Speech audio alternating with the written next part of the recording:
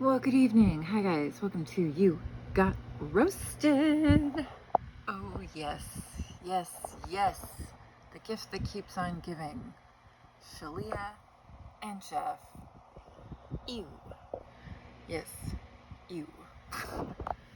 Okay, so why are these freaks the gift that keeps on giving? Well, they've decided to start a podcast, and we're going to snipe their content as it comes out and talk about it and laugh about it, of course, and make fun of it because it's ridiculous. So this one is we're neurodivergent. Did you know that? Okay, of course they're neurodivergent. Well, let's see what they have to say about that. Let's see. I'm Jeff. This is my wife, Shalia Divine. We are twin flame spiritual gurus, and this. Oh, I'm already gonna puke. Okay. Yeah, you're spiritual gurus. Did you know that? Oh, Barfarama. Yes, yes, yes. These are the freaks that exploited people, stole money for them with promises they couldn't keep.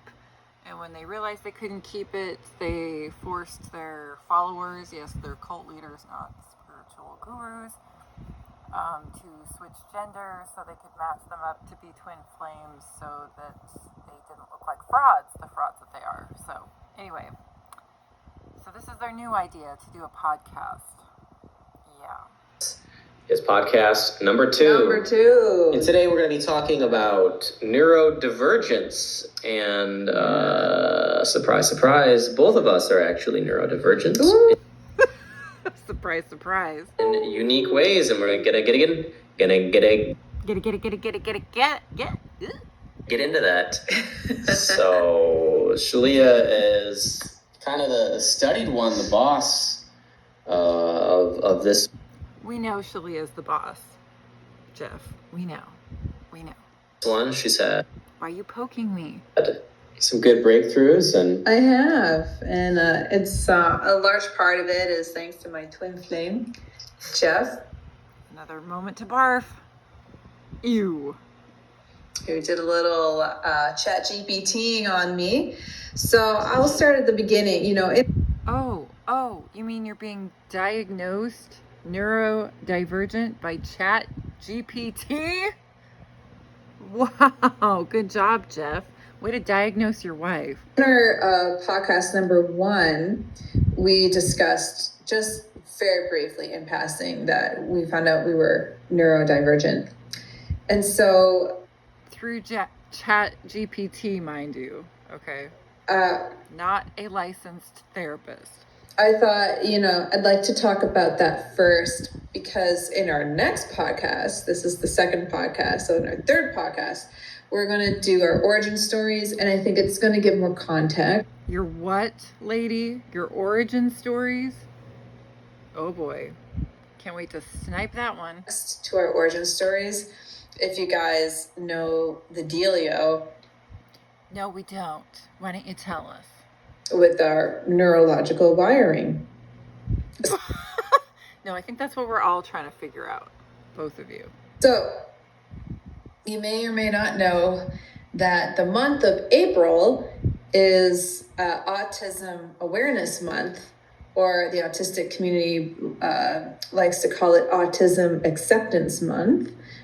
Oh, is that your new community? The autism community? Which I like that one. So both is fine for me though. And anyway, so it's about mid-April, and I don't know, I think I just had a slew of kind of off days. And I bet. You mean when you were being ousted by the community that you ripped off and lied to? That time? Off, it's hard on Jeff. He's not going to hide that fact. I mean, it is for anyone who's partnered, right? So anyways, I was just in the middle of doing my nighttime routine in the bathroom, getting ready to go to bed. And pooping. She was pooping. That's what she was doing. Lo and behold, Jeff knocks on the door with a piece of paper. Do you need more paper, honey? No, I have enough rolls. And I know that it's serious. Like, if it's on a piece of paper, it's a piece of shit. That's right. It's serious. It needs my utmost attention. And so he said, Shalia, I think you're autistic and I think you have ADHD.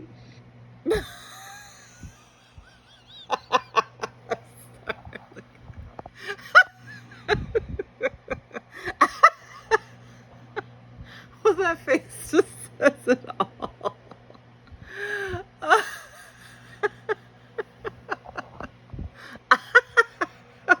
He's like, yes, I did. Yes. Jeff Divine got divine inspiration that my wife, you, are both autistic and ADHD. And ChatGPT backed me up. That's right. No need to be a therapist around here. Oh no. We diagnose. And I was like, oh no. My first feeling was like resistance. Like, no, I do not. No. Well, that's called your gut instinct, lady, and you should have listened to it because your hubby is not a therapist and cannot diagnose you. Screw you. This is really rude, and also I'm in the process of winding down and going to bed now. This is gonna sit on me all night long. You ruined my nightly poop, Jeff. I'm like, what is with this? So anyway, then she must have ate something spicy or whatever. It keeps like coming up on her. Am I right? And after that initial resistance came up, I very distinctly heard a voice in. You heard a voice, Shalele? You know what that means when you hear voices, right? Right? It means you're schizophrenic. My head that said, oh, we can't let anyone know.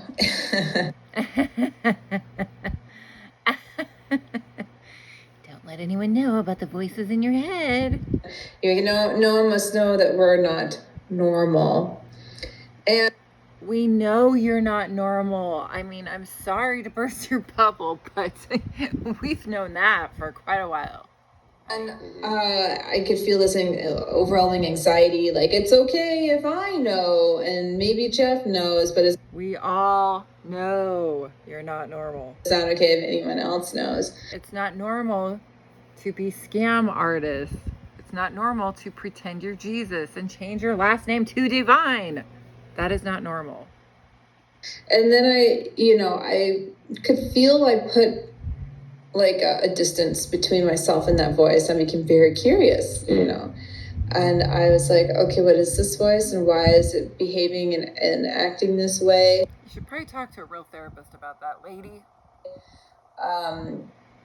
And I realized, oh, that's the voice of my mask. And that, because simultaneously I was feeling like relief that I was, that I'm probably autistic.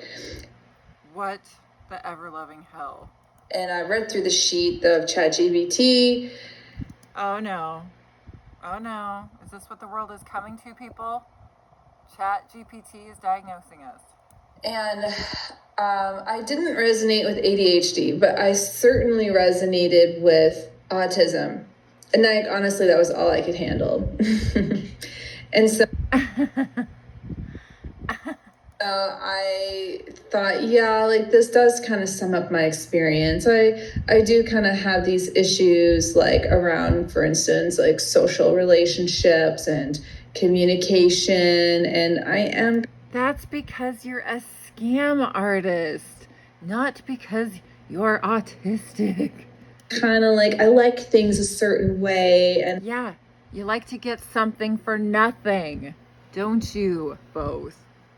It's called a scam artist. Yes, that is not natural. Like I am highly sensitive. I do like to stim. I mostly like to like move my arms around like this. Enjoy. Oh, you moron. That is not stemming. Sorry, you guys are idiots. And excitement. It's a You're a moron. Am I right? Oh my God. really good like outlet and release. But yeah, I noticed that I definitely, that I would get overwhelmed very easily, that if I got too overwhelmed, I'd either shut down or I'd have a temper tantrum, like a meltdown. And boy, that really doesn't sound normal. I was like, wow, this explains why I couldn't just mirror exercise these things away. No, you can't mirror exercise things away because it doesn't work. It's a scam. For the many of you that may or may not know here, that's one of the main spiritual tools that Jeff and I teach. The main spiritual scams that they sucked hundreds of thousands, millions, they claim they're millionaire dollars out of people, promising things that were not true.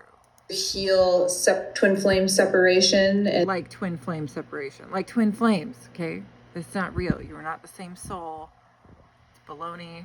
It's nonsense. It's ridiculous. And to heal one's mind is using the mirror exercise. And I thought, like, I'm always triggered by the same things, when it comes to like a relationship with Jeff or even other people. And I feel like no amount of mirror exercise was really helping the issue. And she admits her own bullshit doesn't work. It just got me thinking in a lot of ways, like what is going on? Either there's a block in me, or maybe I need to like upgrade or reassess the mirror exercise. Or maybe it's a scam. At the same time, it's really worked wonders in my life. So like, what's going on? And I was like, oh, it's autism. Oh, it's autism. Of course.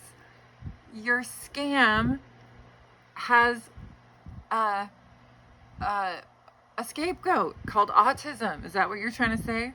Oh, so when the police finally arrest you, or the feds come after you, or the IRS comes after you, you now have an excuse? Is that what this is about? Oh, you can't prosecute me. You can't hold me responsible or accountable for all of my rotten, horrid actions, all my scams and schemes and ripping people off, stealing money.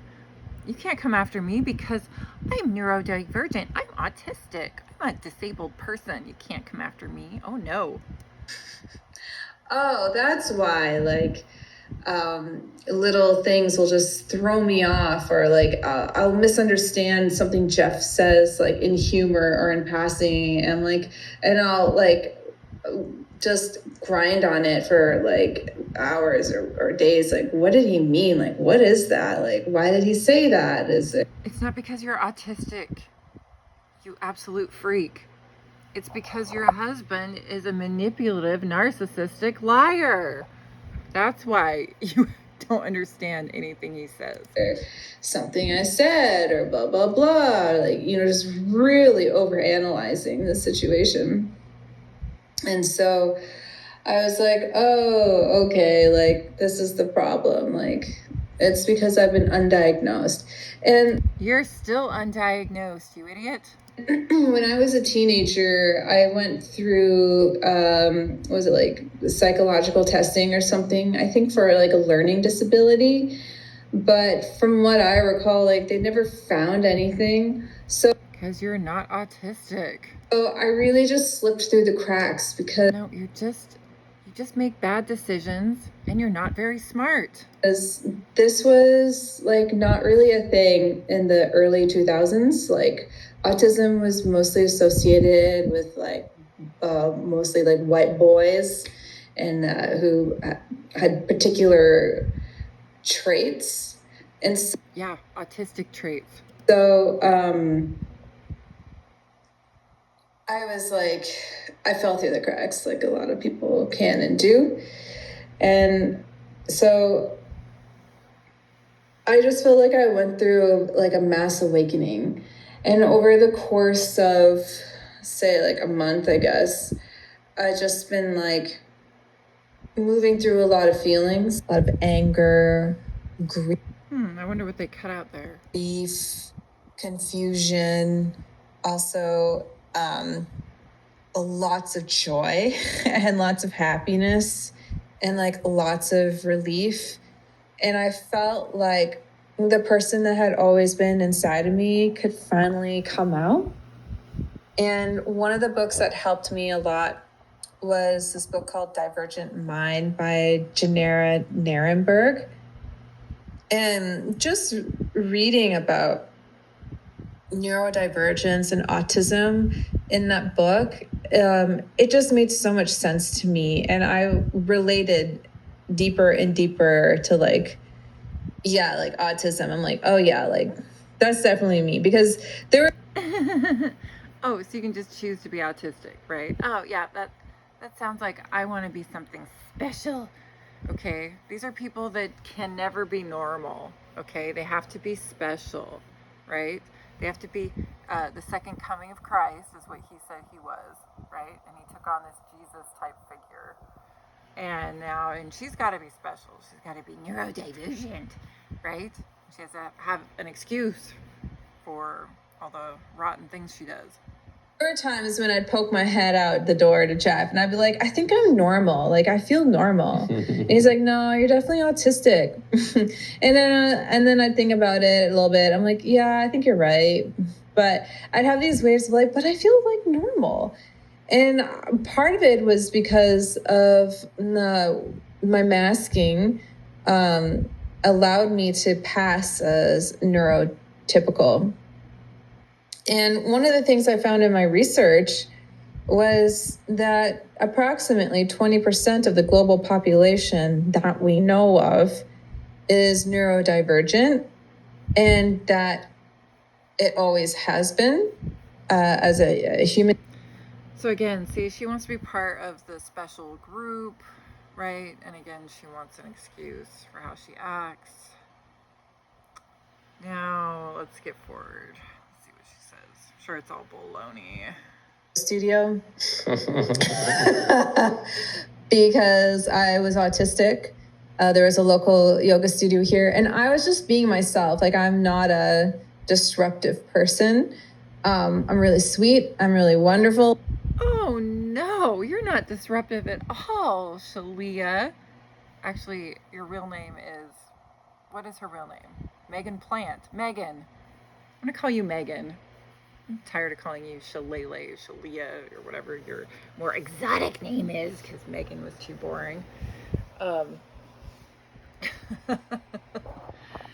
Yeah. Yes, I think everyone who knows you and who has been influenced by you and their lives destroyed by you would definitely call you a disruptive person. Okay, I don't know who you're trying to fool. I'm really funny and quirky, and I'm really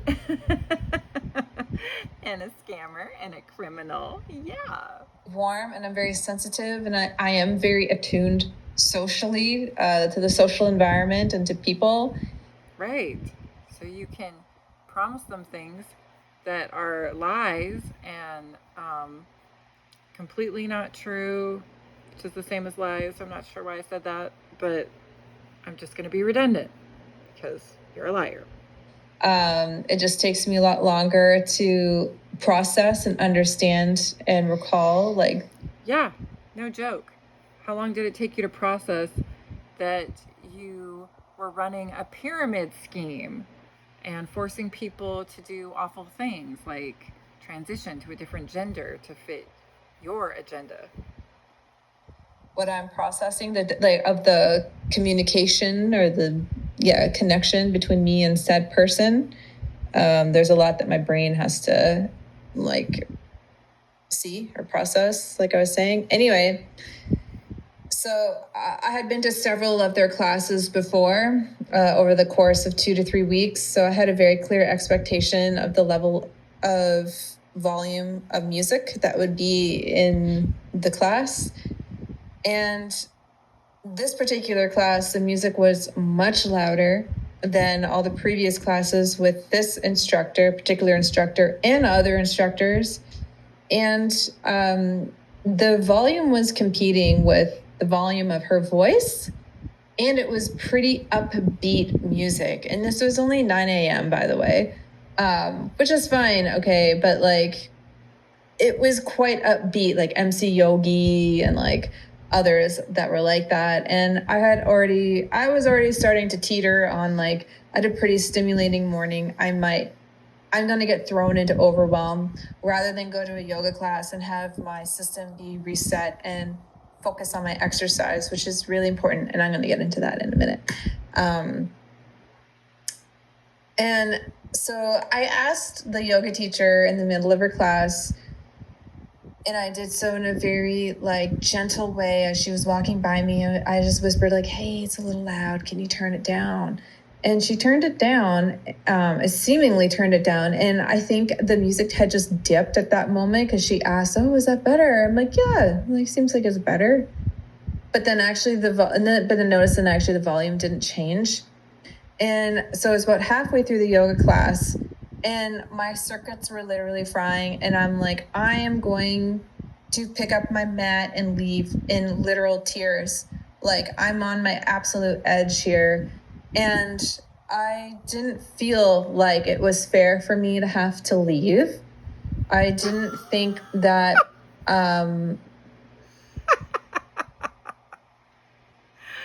Oh, was it not fair you had to leave because you're the only one that thought it was too loud and too upbeat? Oh my God, you Karen. Me advocating for myself would be an issue. I feel like there is a way for people who are like neurodiverse like me to peacefully coexist with people who are neurotypical. Oh my God. So wait, let me get this straight.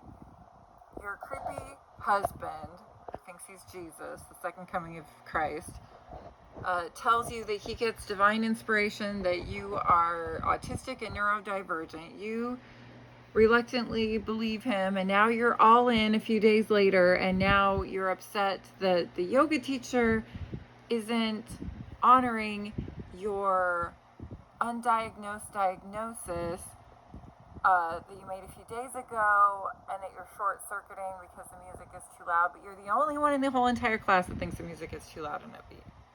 But yet she should stop everything and accommodate just you. Did I get that right?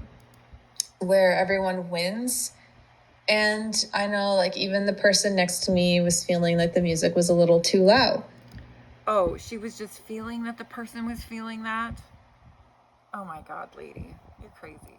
And so I stood up and, I had to walk to her. She was in the middle of the class, and she was taking us through the postures. And I said quietly to her, I'm like, look, I'm autistic and this music is very... Oh my God, how dare you? Oh my God, am I the only one with my jaw to the floor? She's telling the lady she's autistic when she's not, and not diagnosed. Just her creepy husband said so. Wow. Stimulating. Can you please turn it? Lady, you don't have a brain of your own. That's what I said. Her problem isn't autism. It's just the fact that she's dumb.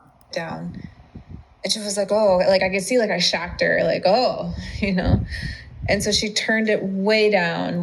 So now she's going to realize that, saying that she's neurodivergent and this special person with autism, now she's going to use that to her advantage. You see how it gave her power? And she's like, ooh. And he's like, mm-hmm.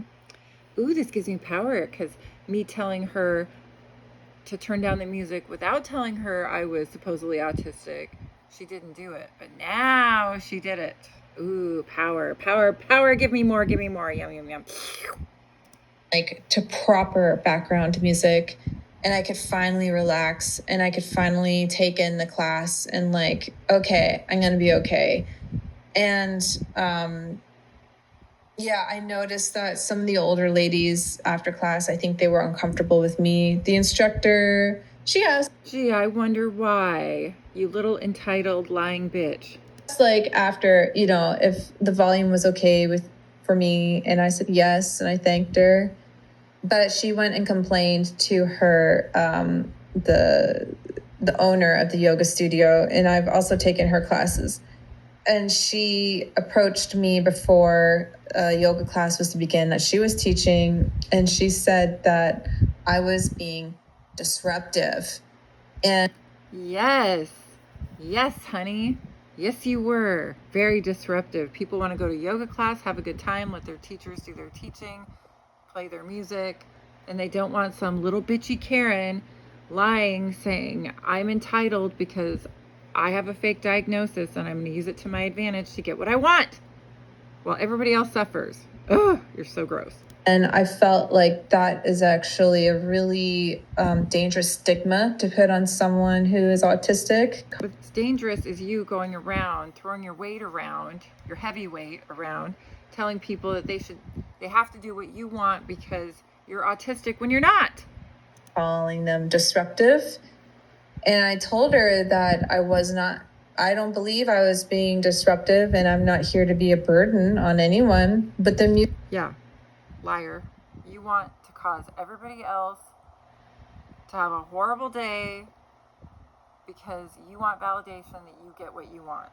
music was very loud. And I told her, like, look, I was like on the edge. Then leave like a normal person. Okay? Like a normal human being that cares about other people and not just yourself. Okay? Normal people say, you know what, this is too loud. You know what my mom does at the movie theater when she doesn't like it or it's too loud or makes her dizzy? She just leaves. She doesn't demand that they stop the movie. Okay? And turn it down. It's ridiculous. You're ridiculous. Edge of tears, and I was gonna leave class. You should have. And she's like, oh, you should have just left. It's okay. Yes. Exactly what I just said. You should have left. But you're too self-centered. You know, people have done that sometimes. And I looked at her like, really? Yeah, really. Look at that face. She always gets that face when she just can't believe it. Yeah. Right? And look at you. Look at you. Ugh. So disgusting. Okay. I don't Go to a class with just autistic people then, you freak. think that's right or fair. It is right or fair. What you're doing is not right or fair. Why can't you see that? Oh, that's right, because you're not intelligent. And I mean, that's what I was thinking, right? I know that this teacher is an older lady. She's very fragile. Oh, you see what she's doing there? It's because she's old and she's so fragile. Okay, that's ageism, so she's got to make something wrong with the teacher. You know, you're just a little bitch. You're not neurodivergent. You're not autistic. You're just a little bitch. Okay, let's find out what Jeff is about his neurodivergence. Can't wait. I feel like for me, I think I'm starting to go like actually dry. It doesn't sit well in my system anymore. It doesn't feel good. So those are the main things, you know, that I've been using. Neurodivergent. What are you neurodivergent about? Yeah. What about me now? Yeah, I feel pretty like concluded with my piece. Good. Well, I want to talk about unmasking, but I'm happy to talk about my neurodivergence as well. And then Jeff is HSP, which is a highly sensitive person. Mm-hmm. Dr. Elaine Aron, she was the one that first coined this. She's got the books, The Highly Sensitive Person, and a documentary out there called Sensitive. And that is a neurodivergence. It means that your depth of processing is different than someone who is neurotypical. You take in a lot more information than the average person, and therefore you need your processing method is different. Yep. He takes in more information. Give me a break. Your time. I'm also highly gifted, which is ridiculous. I haven't done as much study actually on this. I'm more of a direct engagement in reality kind of person. Oh yeah, you're totally in reality, Mr. Second Coming of Christ. Books. I like words. I like you. I like you too. In order to get sorry, we're hitting feet I'm just here. trying. No, I'm chair not. feet. No. Why are you poking me? Oh no, we're good. Just trying. I like that you read books because then you kind of summarize them and give me, useful working information. Yeah, I know. Because I look for mental models that function. I'm a systems person. Mm-hmm. So I analyze I'm a systems person. reality in order to find systems that work. that solve problems. Systems called pyramid schemes. And that's what my two neurodivergences do when I put them together. A highly sensitive person, like Shalia said, a deep processing, and a highly gifted person. Everything's been really easy for me in life. Solutions. Well, yeah, easy. That's what I'm saying. These people want something for nothing. They came up with a fake program, charged thousands of dollars, promised erroneous things, and manipulated and used people, made them their slaves, right? So that's why life is so easy, because you've never had to work for anything. You've just scammed your whole life. It's come really quickly. My intelligence level is quite high. Oh my God, I'm sorry. I just lost it. I'm very emotionally and socially aware.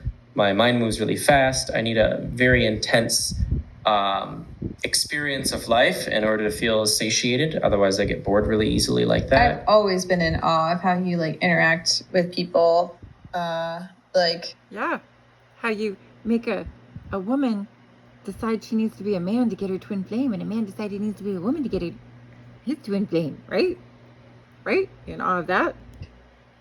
For me, it's like watching a movie. Wow, he knows how to manipulate and control people. Communicate like a person.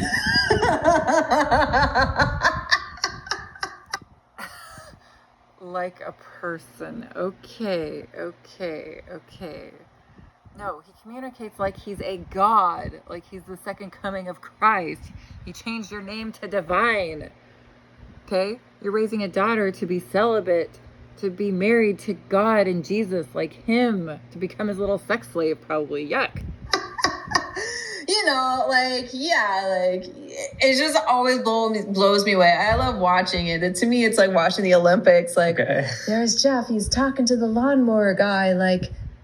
Yeah, he can say it in ways that I can't, because I would just come off awkward. And Jeff, are awkward. is not awkward, and it's just wow. And you're even more awkward. I really appreciate the love. Awkward just now? It's a little, I guess part of being highly gifted is I have this sense of shyness. What? And This is like fake humility, what he's doing right now. He's talking about how gifted he is, but I'm sure he's going to talk about, obviously what a burden it is to be so gifted and talented and wonderful. Can come off arrogant or as overly confident or... Yes, because you are arrogant and overly confident. Or offensive to people when I'm being myself. Yes, exactly. On that element. So I've on some levels I feel that, and I also feel shy. And when we talk more about unmasking, it's about just letting go of how you think you're supposed to be in order to be pleasing to others, and instead just being yourself and being okay with that. Yeah.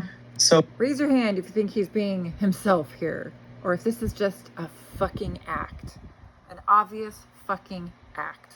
Part of being HSP for me is I'm a very emotional person, and it takes me a long time. Are you making excuses for being a crybaby on your interview by the investigative journalist who just slaughtered you in front of millions of people? Is that your excuse, that you're an HP, whenever, highly sensitive piece of shit? Time to process my feelings. My emotions are really big, especially for a guy. Well, and your moon sign's in Scorpio, which is the most emotional sign you could have. Yes, it's because your moon is in Scorpio. That's why you're a crybaby on the investigative journalism documentary. So I have this really intense, powerful mind that pulls patterns really well. And I have this deep propensity to dive really deep into things. And so becoming a twin flame spiritual guru it's kind of a consequence of my mind, my nervous system, or the way I'm made up. Oh, it's a consequence of your giftedness, your highly sensitive giftedness. Because I dive really deep into my inner world and I discover things that no one else seems to be aware of. And oh my God, the grandiosity. Oh, no one else seems to have discovered all these magical powers that I have. And I put things together that no one else has really seemed to have put together except for these. Yeah, it's called the Twin Flames universe scam. That's what you put together.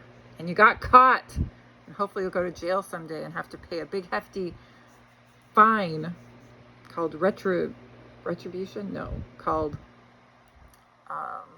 it's not retribution. What is it? It's the other R word. Yeah, shit, I don't remember. Spiritual If only I was highly gifted like you. masters of the past who've said the same things, and I'm discovering the same things within myself. Like, oh, like I put together this model of reality basically on my own, and then I started. Yeah, you did. You created a model of reality that was you being the second coming of Christ and everyone listening to you and everyone doing whatever you said and becoming their slave and working for free and being part of your pyramid scheme to make you rich and then poor. And you have your twin flame, but they never got theirs.